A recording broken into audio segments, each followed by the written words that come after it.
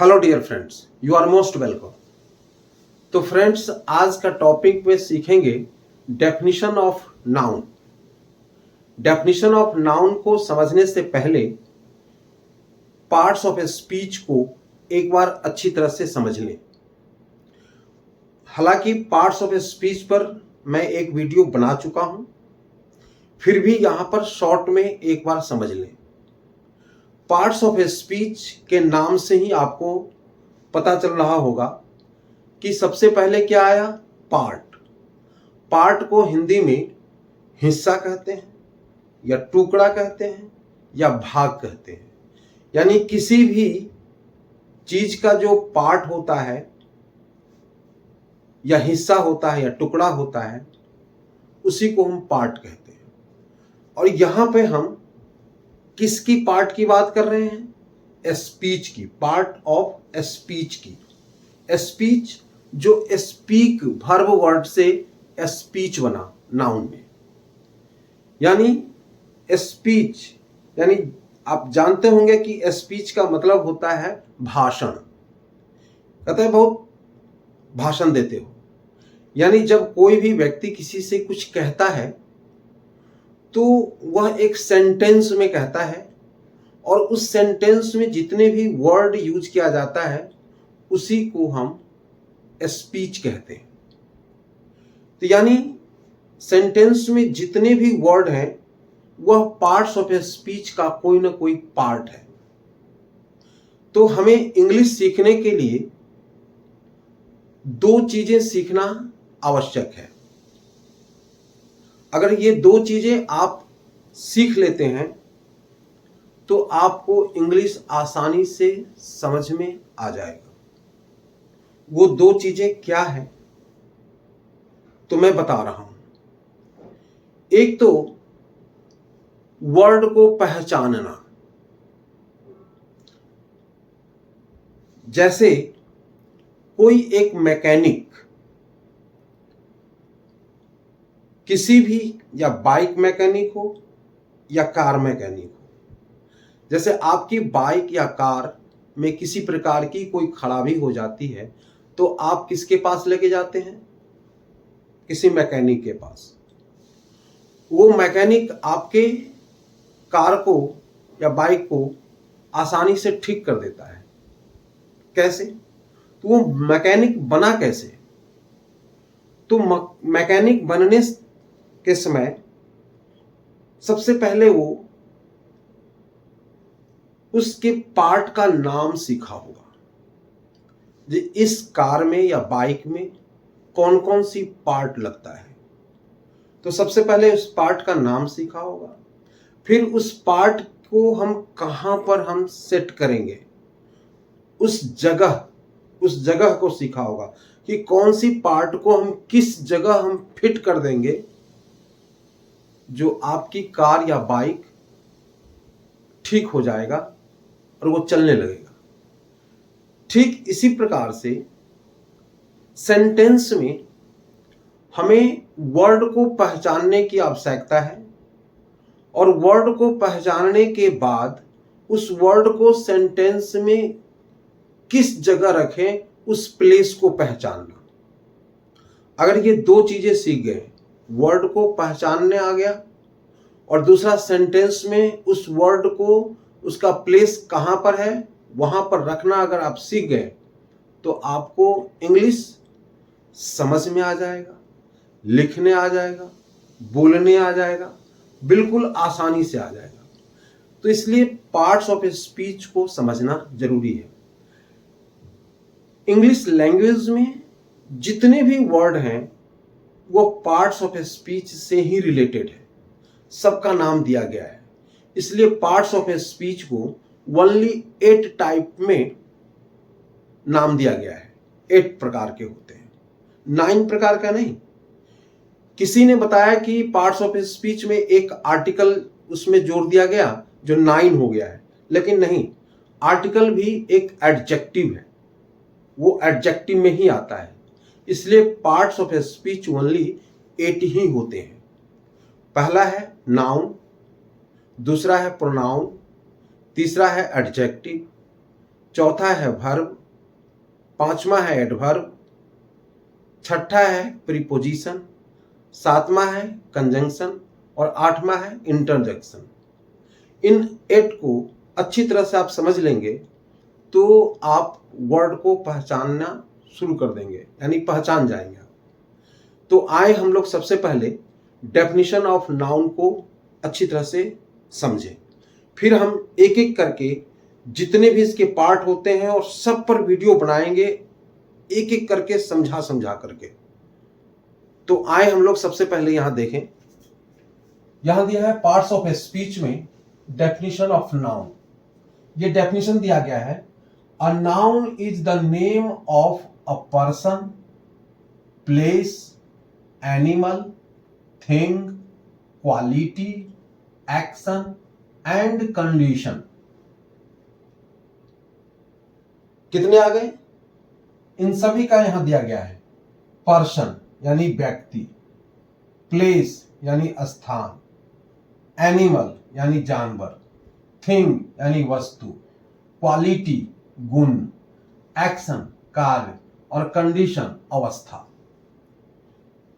अब ये इन 1 2 3 4 5 6 7 ये अलग अलग क्लासिफाइड किया गया है आप लोगों को समझने के लिए, वर्ड को पहचानने के लिए, नाउन को पहचानने के लिए। अभी हम काइंड्स ऑफ नाउन नहीं दिए हैं, अभी हम सिर्फ इसको हम दिए हैं समझने के लिए। देखिए, किसी किसी ग्रामर बुक में जो एनिमल है उसको पर्सन में ही इंक्लूड कर लिया गया है, लेकिन मैं यहां उसको अलग कर दिया हूं ताकि आप लोग समझें कि पर्सन अलग है, एनिमल अलग है। तो देखिए, पर्सन में जैसे Ram, Radha, man, women, boy, girl, teacher, mother, father, friends etcetera, यानी ये जितने भी जो 10 वर्ड्स हैं सभी पर्सन से रिलेटेड है।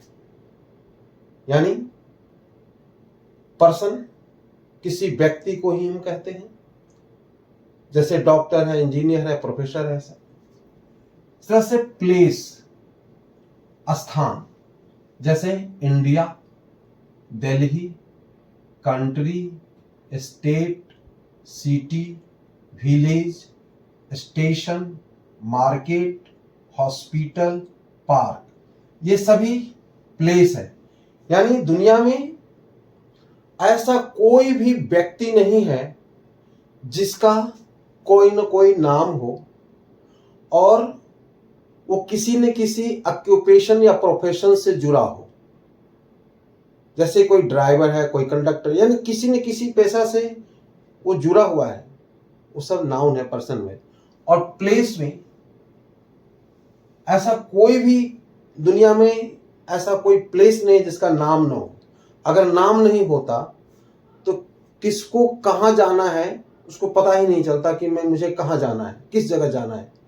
तो हर जगह का नाम दिया गया, और इसमें जितने भी दिया गया है ये सभी प्लेस से रिलेटेड है। नंबर 3 में देखें एनिमल। एनिमल चाहे वो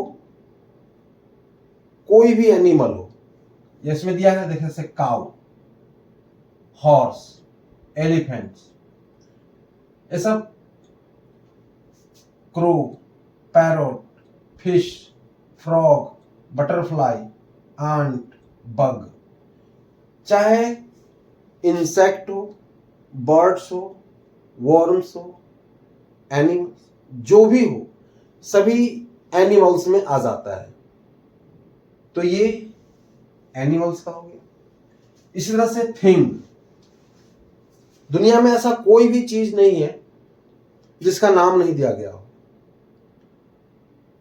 वस्तु, कोई भी वस्तु, जैसे आप दुकान पर आप कोई चीज खरीदारी करने जा रहे हैं तो आप दुकानदार से आप जो सामान मांगेंगे वही देगा।